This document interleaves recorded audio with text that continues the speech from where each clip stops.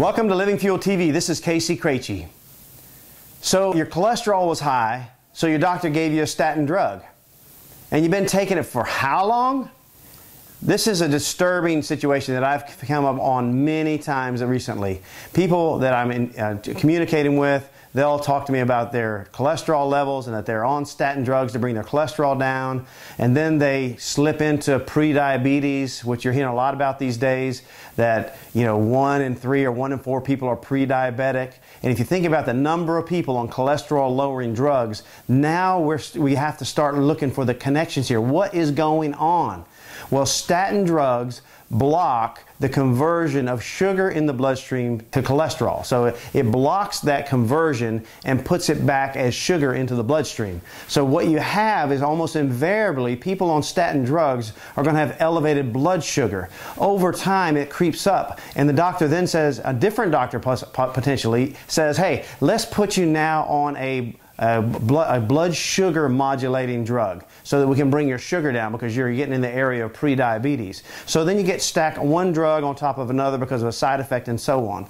Now, statin drugs, they can have their purpose, but bringing cholesterol down really is easy. You really have to want to take a drug to not want to try the natural way to bring your cholesterol down. Literally, if you increase your fiber significantly and your vegetables and drop your sugar intake and your grain intake, your cholesterol normally will drop like a rock. Now, there are people that have cholesterol issues that are hereditary, but those don't even generally come down on cholesterol medication. But the things that's disturbing the most right now is I know people who've been on these cholesterol-lowering medications to where their total cholesterol now is 125 or 150 total cholesterol, HDL and LDL.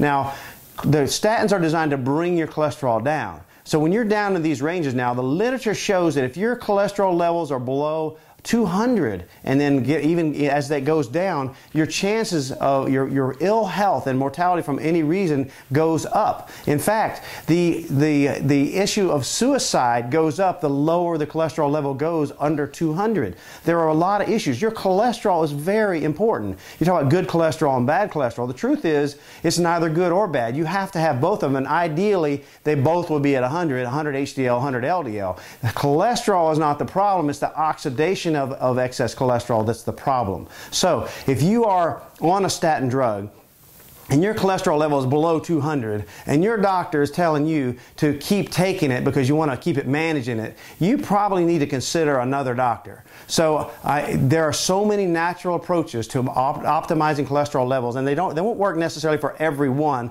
but again, cholesterol really in and of itself is not a problem. Now, if you can have high antioxidants, you can minimize cholesterol oxidation, and there's a lot of things along those lines. I just wanted you to think today. Think about the drugs that you are taking.